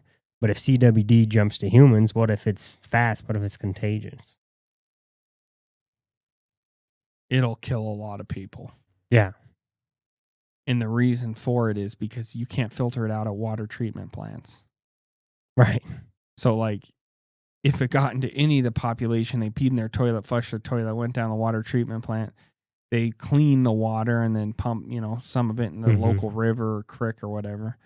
The water plant downriver that's sucking in their city water to clean it and make drinking water is sucking in those prions that are misfolded, to the population, and it's coming out of your fucking faucet. And that's what's so terrifying about that thought is it's like you can't really get rid of it. And the way that our water system, water treatment, and public water systems are set up, they don't filter for that. You can't. You can't. You can't burn it. You can't boil it out. Like, if it were to jump to humans and spread as fast as CWD spreads in deer, that's what they should make a movie of. It doesn't even have to be a zombie movie. It just has to be there's a prion disease and you can't fucking fight it. You can't kill it. We don't know anything. We might be able to do surgery and remove your lymph nodes in your neck, and that'll slow it down. We might be able to do some gene therapies, but yeah. If it kills people in 2 years, 3 years. At what point do you feel like you're in a sci-fi movie? If CWD jumps to humans, we're gonna have it's like world ending. I don't see how it wouldn't be unless they immediately found a way to stop it. I just don't. Like, you could have a virologist, someone who studies prions. I don't even know what they'd be called, a proteinist. I think those guys go to the gym. Proteins, yeah, and they could get the disease, and in 2 years they're dead. And you can't. 2 years seems like great, but you can't stop. It's inevitable. And of those 2 years, you're alive, and then you show symptoms, and then in a matter of weeks, you're fucking dead, and you lose your mind. Your brain rots. Like, it's just, it is out of a sci-fi movie. I don't see, if it could spread in humans as fast as it spreads in deer, how it wouldn't be a world-changing event. COVID would seem like a fucking sunny day walk in the park. Well, how's COVID kill you? Attacks your respiratory, right? I'm not sure. I'm not sure people die strictly of COVID. I think it's kind of like HIV, where you die of something because you're so impacted. Yeah. I don't know. And I've known people. I know people, and I've worked with people that died of COVID. But versus, so I'm not denying COVID kills people. But. Right. But CWD, it doesn't seem like there's really an age class, and that's what's so terrifying about it. It's like you have the super spreaders, but you have, if it's there in the environment, it doesn't matter if you're new, doesn't matter if you're old, you're at risk for that. And that's the terrifying part about it. I mean, there is some genotypes that are less susceptible to it. Mm-hmm. And they saw that with mad cow. But that's assuming that stuff takes as long as mad cow did. You're talking decades, where CWD is a few years after you get it. Oh my God. I mean, water wouldn't be safe. Mm-mm. Food at the grocery store wouldn't be safe. Deer wouldn't be safe. Elk aren't safe. Moose aren't safe. Antelope would be fucked. Everybody'd be eating those, you know. Cattle would probably be okay. Cows would. But I mean, Bill Gates' meat in the lab would be okay. I mean, now you're seeing it. Yeah. But yeah, I just think that would be such a quick way to go, really, because you got it, you're done. Mm-hmm.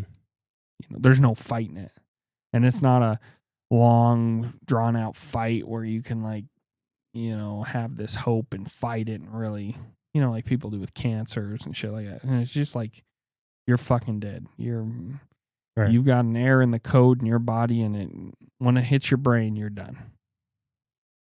And it's not a fun death. So, that's my take on CWD. God dang, now that's depressing. Can we end maybe with a happy Montana fact about a wildlife species? All right. What wildlife species are we doing today? I would like to talk about the sharp-tailed grouse. Fun fact about the sharp-tailed grouse. Do you know why they're called sharp-tailed grouse? No. They have sharp tails. Oh, wow. Wow. That's a pretty fun fact. Fun fact. Do you have another fun fact about sharp-tailed grouse? I did see a video of one doing his little dance on top of a pickup truck. They are known to do that. And they are also known to, in rare cases, also pole dance. But you have to get a small, very, very small pole. And you got to give them the confidence to work out. Sometimes they're shy, huh? Yes. Sharp-tailed grouse are also known to run at speeds exceeding 45 miles an hour. We need one more fact about sharp-tailed grouse. Their call is actually very distinct. And it sounds like, oh yeah. I can't believe you did that. I've been practicing that. Yeah. So that was Bovison's Montana Sharp-tailed Grouse Fun Facts. Be sure to check us out on Instagram, TikTok, YouTube. We've been posting a lot of shorts on those, kind of in-field, showing you what we're about. Not just hunting, but kind of the Montana lifestyle, what it takes to take full advantage of where we live. You know, that's the life that my brother and I live and try to present to our viewers, our listeners. It's like, this is who we are, this is our life, and this is what we're able to do, and this is what we care about. Genuine. Mm-hmm. Not to be confused with Genuine, the guy who sings Pony. What's a fun fact about Genuine? I'm just kidding. Well, we're going to be going out this weekend, chasing some speed goats, maybe some deer, maybe some pheasants, maybe some ducks, maybe some geese. Are we doing something? Yes, we will. But you know what we will be doing? What's that? Surviving the week to live on the weekends.